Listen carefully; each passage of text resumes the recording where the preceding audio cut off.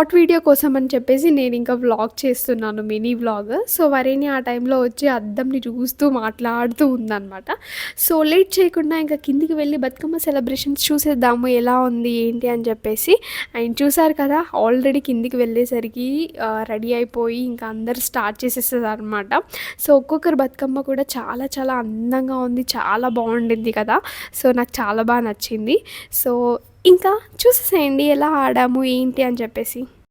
తప్కెడు గురుకాయ పువ్వులు అవ్వగారిళ్ళల్లా దివ్వరెయ్యంగా మా వదిన గణపతి కొప్పులు వెయ్యంగా అల్లాన డొల్లలమ్మ గౌరమ్మ బంగారి మేడలమ్మ గౌరమ్మ.